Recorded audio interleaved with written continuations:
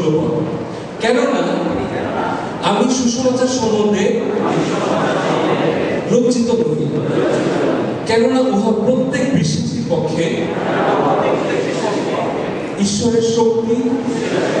এটি লেখা রয়েছে রোমীয় তার 1:16 পদে। আজকে আমরা যখন সারাদিন এই প্রোগ্রামটি করব, আমাদের এটি লক্ষ্য রাখতে হবে, এটি আমাদের প্রধান মূলত যে ভার্সটি সেটি আমাদের মনে রাখতে হবে। আপনারা প্রত্যেকে জানেন, যখন একটি ছোট্ট সংসারে নবদম্পতির একটি শিশু জন্মায়, তখন বাবা মারা কত আনন্দিত হয়। কত যদি হসপিটালে যান আপনারা, তাহলে দেখতে পাবেন যখন একটি শিশু জন্মায় তখন বাবা মা আত্মীয়স্বজন সবাই খুব আনন্দিত হয়। আর যখন একজন খ্রিস্টান সন্তান এবং একজন সেই অবিশ্বাসী যখন ফিরে আসে তাদের কাছে, আর তখন খ্রিস্ট এবং সর্বদী তারা আনন্দ করে, তারা জয়ধ্বনি করে। আজকে আমাদের মূলত আয়াতে খ্রিস্টান আমরা যে নামটা দিয়েছি, আর এটির একটি মাত্র কারণ আমরা দিয়েছি, যেন আমরা যারা খ্রিস্টে বিশ্বাসী রয়েছি, আমরা যেন প্রভুতে জীবনযাপন করতে পারি এবং এই সাক্ষ্য যেন বহন করতে পারি। এই সাক্ষ্য যা আপনাদের হৃদয়ে আজকে রয়েছে, এক একজন আপনার উইটনেস প্রত্যেকে, এবং এই সুসমাচার সম্পর্কে অনেক সময় আমরা লজ্জিত হই এবং অনেক জায়গাতে সমাজে যখন যাই, আমরা আগে কি পরিচয় দেই? আমার বাবা মার পরিচয়, আমি কোন বংশের, সরকার বংশের, অধিকারী বংশের, বারোই বংশের, মুন্সি বংশের, বিভিন্ন বংশের পরিচয় দিই। কিন্তু সত্যিকারে আমি একজন খ্রিস্টের সন্তান এবং আমাদের প্রত্যেকে খ্রিস্টকে পরিধান করতে হবে। আর আমি যখন চিন্তা করছিলাম, বিভিন্ন জায়গাতে যখন খ্রিস্টের প্রচার করতে যায় কেউ, তখন অনেক সমস্যার মধ্যে পড়তে হয়, তাকে নির্যাতিত করতে হয়। আর আমি কয়েকদিন আগে একজন প্রচারকের কাছ থেকে শুনছিলাম, আমাদের রিচার্ড গসপন, যিনি টর্চার ফর ক্রাইস্টের একজন জনক। আর যখন রোমানিয়াতে কমিউনিজম শুরু হয় এবং সেই সময় এই ভদ্রলোকের আবির্ভাব হয়, এবং সেই কমিউনিস্ট দেশে রোমানিয়া থেকে যখন খ্রিস্টের সেই সুসমাচার তিনি পান, তার একটি মাত্র লক্ষ্য ছিল সেই কমিউনিস্ট দেশে প্রভুর সুসমাচার যেন প্রত্যেকটি ঘরে ঘরে দেওয়া যায়। এবং তাকে অনেক বছর খাটতে হয়েছে, এবং খাটতে খাটতে তার স্বামী এবং স্ত্রী তারা উভয় পরিচর্যা করতেন।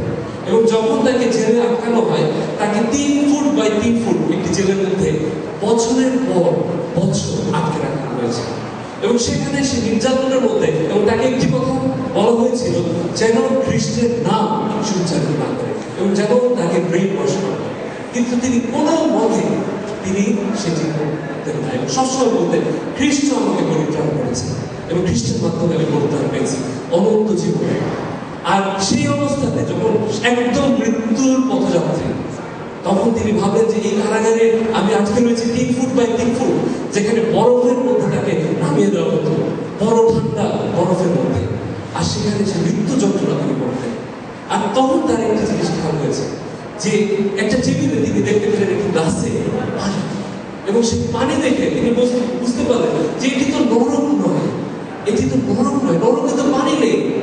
আর তখন তিনি বুঝতে পারলেন যে আমি নরকে নেই, যদিও আমি নির্যাতিত হচ্ছি, খ্রিস্ট আমার জন্য পানির ব্যবস্থা করছে।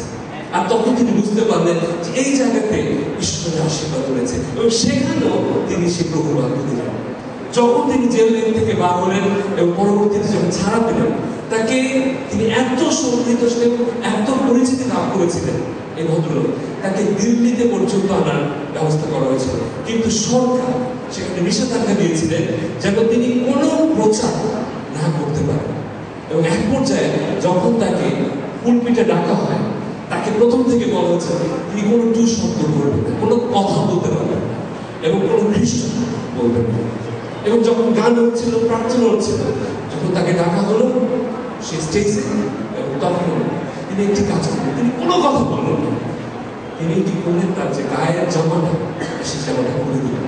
এবং সেখানে প্রিয় ভাই সবাই দেখতে পেলেন খ্রিস্টের জন্য তিনি নির্যাতিত হয়েছেন, এবং তার সমস্ত গায়ে আঘাতের চিহ্ন এবং মা কাঁচা সমস্ত জায়গায় ক্ষত ছিল, এবং তিনি তার সমস্ত দেহটাকে দেখালেন খ্রিস্টের জন্য তিনি কি করেছেন। আর আজকে প্রিয় ভাই, আজকে আমরা এখানে প্রভুর গৌরব করতে পারছি, প্রভুর প্রশংসা করতে পারছি।